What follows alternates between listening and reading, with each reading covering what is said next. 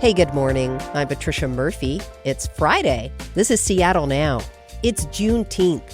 Today, special guest host Phyllis Fletcher and our panel talk about things to do around the city, how to celebrate the holiday without making things awkward, and who gets an invite to the cookout. But first, let's get you caught up.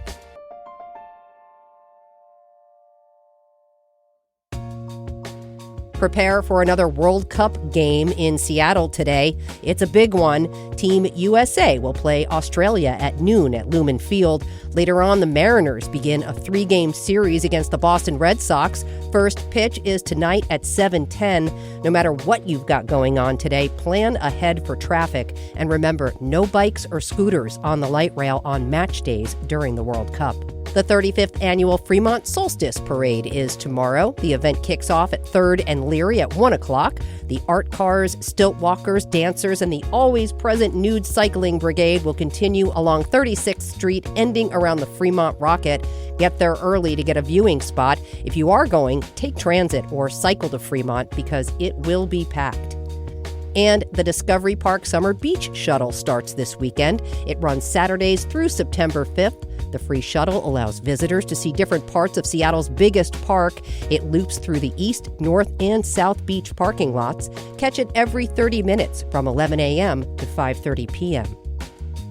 All right, here's Phyllis Fletcher. It's Friday again, not just any Friday. Some of you might have the day off because it's Juneteenth. Eula Scott Bynoe is here. She's a second-generation Seattleite, full-time Black woman, and community doula. Good to see you. Thanks for coming in, Eula. Oh, I feel the same way. I'm so glad to be here. And Brandi Fullwood is here. She's a senior podcast producer at KUOW and host of Seattle Eats. It's been a minute. Glad to have you today. Oh, thank you so much. I'm really excited for this. All right, you two, before we dive in, Juneteenth is a commemoration of the end of slavery in the United States. Yay! But let's talk about why June 19th, 1865 is the day. Picture this. It's 2 years after the Emancipation Proclamation.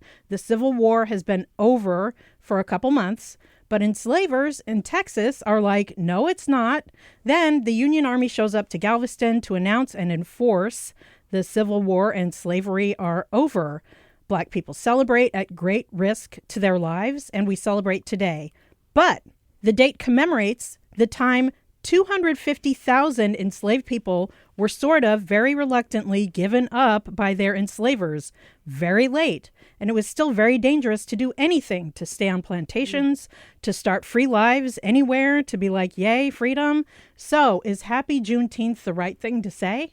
Ooh. Yeah. Yeah. Yeah, it's Why? a really good day. Yeah. It's a really good day. Yeah. To say that it's a day that we've celebrated historically forever is what it is. You know, my dad is from Texas originally, and he's from Morton County, which is, famously where Sandra Bland was killed. My grandfather never met his dad because he was slain on that land as well, right? But my dad still took off Juneteenth his entire life. His family always did, the school campus carnival kind of energy. Yeah. And then they would also do, barbecuing at the house. Yeah. And then once we were all north full time, meaning him and his family, we always went out to my uncle's property in Graham and we would barbecue and do fireworks because fireworks are on sale right around, this time of year. That's true. And so we would have fireworks and we would, have a barbecue and have a good old time. And so it is to be celebrated. I wish it wasn't as capitalistic, because that's what all holidays are becoming. But whatever that is. Yeah. Yeah, I love hearing Happy Juneteenth. I do understand the complicated feelings, though, because once the audience is mixed, you start thinking about how that representation is happening and you interrogate it more. On a good day, I might get a Happy Juneteenth and be okay with it from a white person. And then on a more irritable day, getting that $20 Venmo and Happy Juneteenth feels really weird. Sometimes it's just about whether or not that message comes across as flippant or rude or lacking.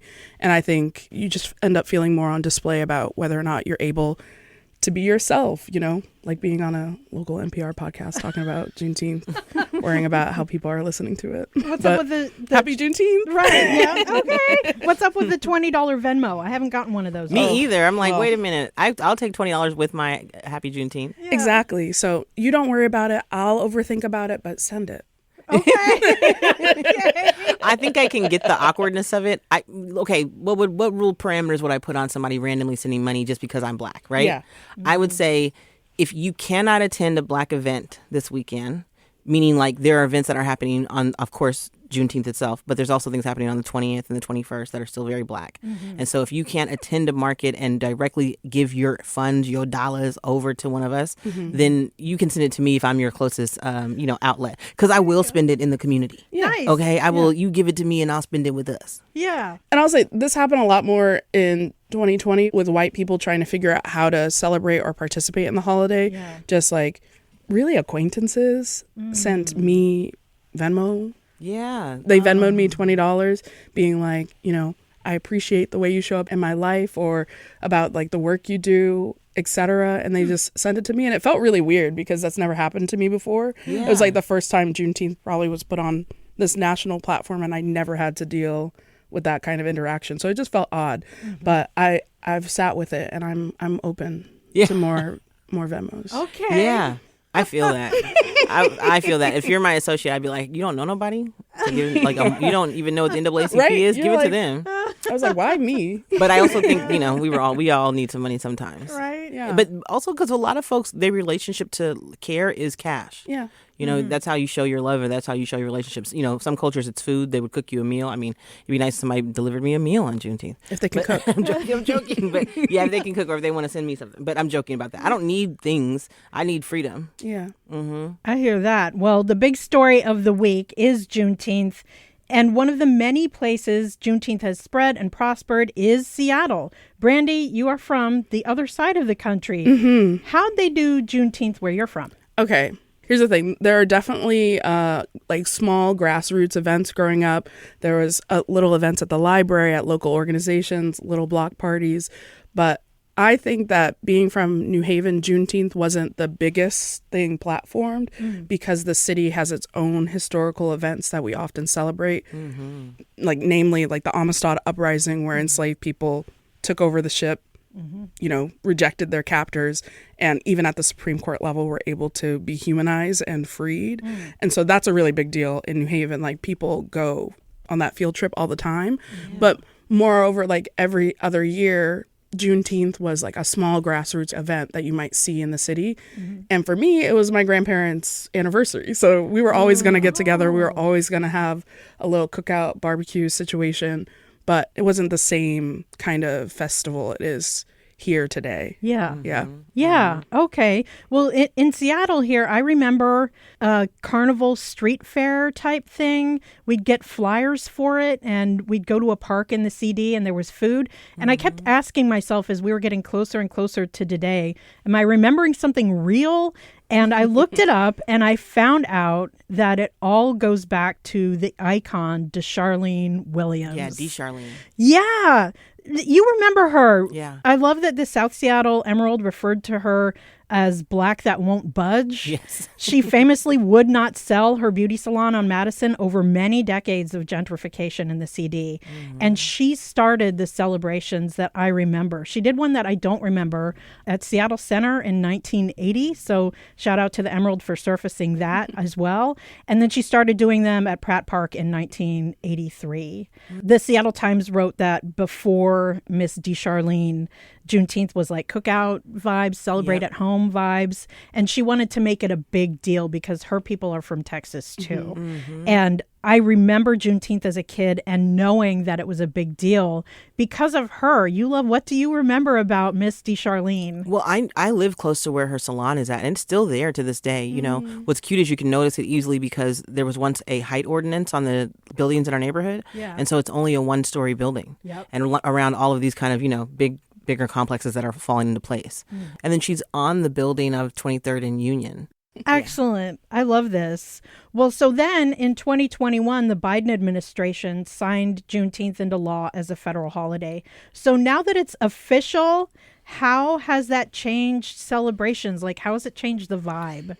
Well, it's too capitalistic. Everybody wants to make some money off of it. Yeah, it's a little less communal, a little less grassroots, more big city, big organization. What the world is. People got their hands on it. But, if you can make a profit as a Black person, you should, right? You should look at it as an opportunity to, it's your people's day, so people are looking to you for guidance.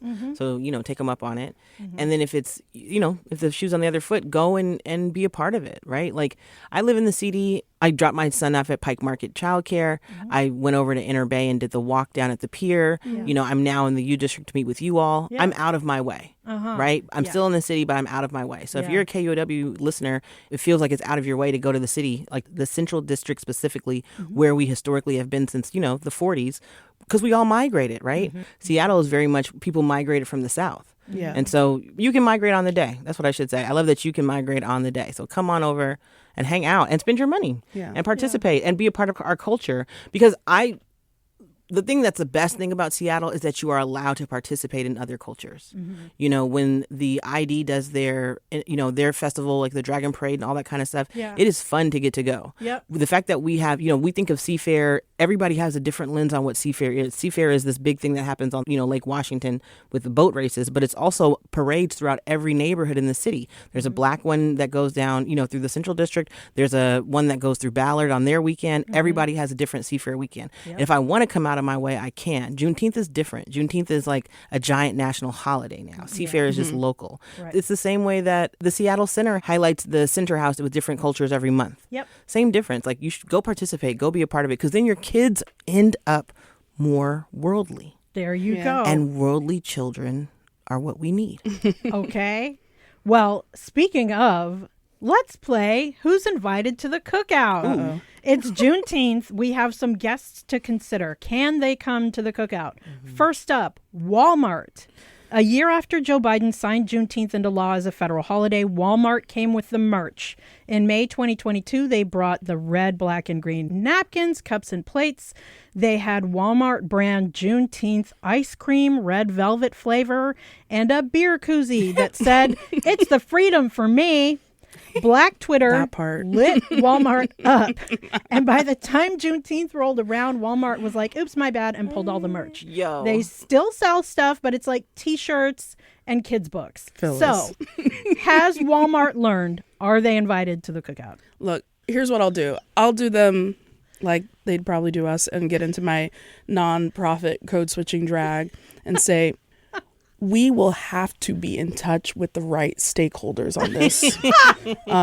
Big picture, we really want to see Juneteenth values widespread, deliverables that move the needle, so to speak. And just based on the history of, the radioactive shrimp, the several EEOC filings, this is something that we don't have the bandwidth for these kinds of cultural transgressions. So let's table it for now and see what we can do. But I love the energy. I love that they are showing up to see what is here and available for them. That's funny. That's funny. You made it sound so nice. I would just say, listen, you have to work. That's what I would say. You have to work. You guys can't come to the cookout. You're busy. You're working. Sorry. You guys are a capitalistic the most like peak money grubbers in the world. But now they're number 2. You peak. I'm gonna stick with peak. Next up, Amazon. The Northwest African American Museum hosts a big Juneteenth celebration every year. In 2023, the Black Employee Network at Amazon sponsored. In 2024, Amazon sponsored. Juneteenth was a Wednesday in 2024. The museum was free. There was a skate party at Judkins. And Amazon did not give employees the day off, and they still don't. So if Amazon is like, hey, I'd love to come to the cookout, but I got to work, is Amazon invited? No, go to work. Look, you said people should show up and spend money. But they have to work. It's a Friday. They don't give people the day off. You're so right. And again, we hear that many people want a seat at the table. And right now, this is really a concern about resource allocation. How many chairs do we have? So I want to be clear that I appreciate you bringing this to our attention. And I would like to entertain options at the start of the next fiscal year, but not at this time. I might need you to bring something, though. You can deliver it and you can cash at me. Oh, gosh. I mean, honestly, I am worried about like what the little kerfuffle looks like with Chris Smalls and Amazon being at the same Juneteenth party. Chris Smalls like the labor leader for Amazon. But Amazon employees are on call anyway, so they don't even get the day off, so they probably can't come. Last one. Can he come to the cookout? Lieutenant Governor Denny Heck. On Monday, Blacks United in Leadership and Diversity, a Black state employee group, raised the Juneteenth flag in Olympia. People gave speeches. One of them was Denny Heck. He said he was going to crank the flag up the pole 3 times. 1 time for the progress America has made toward all men are created equal, and twice more for the progress yet to be made. And the MC was like, good idea. I'm going to do that too. Also, Denny Heck had to say the word Juneteenth twice. Nailed it the first time, not the second time. Can Denny Heck come to the cookout? You know what? I think Denny Heck can come and get like a little plate. Yeah. Do a little roll bounce thing. Mm-hmm. Crank that soldier boy. Yeah. Have some greens. Mm-hmm. But no flag raising. Right. Leave the flag at home. Yeah. And spend money and donate to the event and, see how you can volunteer next year. Mm-hmm. Yeah, right. I actually want to see Denny Heck do like the electric slide. I don't need you on the dance floor. I need that. So, yeah, me and Brandi are going to be on different sides of that I need coin. to see that. I don't need to ever see other folks dancing. What are you willing to do for your community? Right. There you go. This is celebration. This is entertainment. Right. This was how I learned about the Juneteenth flag, by the way. I did not know that we had a flag for Juneteenth. I didn't either. It's been around for 30 years and I had no idea. Pretty cool. They weren't at Walmart. Okay.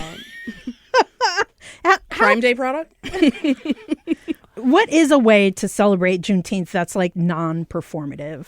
Go get you some fireworks from some native people because you're on their land anyways. Uh-huh. I know that's hard because it's, now. But prepare for next year that way. Mm-hmm. Have a barbecue. Yeah. Stay out of people's way. Yeah. Act like slavery's end means you answer to no one. Mm-hmm. So answer to no one and spend time with your family and tell people the true history of how this day came to be. Mm-hmm. Being that like my dad's people are from Texas, we are part of the storyline, right? That we were in Atlanta, slavery ends, and the person who owns us with intention says, we're going to move you to Texas so we can prolong your enslavement. Mm-hmm. And then you get a couple extra years out of this dollar, right? Out of what your investment and all of the sick ways that it plays out. Mm-hmm. But it's important to know that story because as my mom would say, they always move the buck. Right? They're always going to move the line just a bit forward so that it's harder for you to get the things that you're due. Mm-hmm. And for every, 1 step forward, it's 2 steps back. Mm-hmm. And so know your history, be aware. Mm-hmm. Yeah. I think the least performative thing is to don't be weird about it. Right. I think there's a really strange way to show up and be in the way and, not keep your hands to yourself, make it very uncomfortable for other people to celebrate what is a celebration. I know I said I'm from Connecticut, but my people are from Georgia, Virginia, the Carolinas. There is a plantation with our last name on it, and they still say that there's no record of slaves in their history ever. It is profound the amount of lying and misinformation and erasure that happens with this kind of history. And I think it's really important to still just like show up. Maybe don't even deep it that much. No, hold the knowledge at the same time that you're holding the celebration and just be present. Yeah. Yeah. But also we're celebrating freedom. Yeah, it's fun. And I think it's really hard under capitalism to imagine and hope for better things into the future. And it's like Juneteenth feels like the perfect opportunity to at least try and do that. Like what does like full liberation on a larger scale look like? What does it mean to embrace it and understand it and hold it and be excited about it? And I don't know, I think you owe it to yourself to at least participate in something that is revelatory and not depressing. Yeah. Yeah. I just wish they had curriculum around this stuff. Don't they? So people could walk away with real information. Because all of these big movements, like, it being Pride Month too, it would be so cool if in the season of Pride Month, we not only talk about, the rainbow and the love of it all, but how much of like a fight that was, right? To be queer and how everybody had to work together, the way everybody had to work together to end slavery. It just would be nice to have this be a constant reminder that anything we want, we can get if we work together. Mm-hmm. It's Juneteenth, and it's also still the World Cup, by the way. And in Seattle, we'll be hosting U.S. versus Australia. Are you getting into World Cup, Brandi? You know what? I love to witness a watch party. I have not actually been watching that much of the World Cup. I am equally holding the irony that we will all end up celebrating the U.S. and Australia match Did they say match? For the World Cup on Juneteenth, even though Haiti and Brazil will be playing one another later in the afternoon.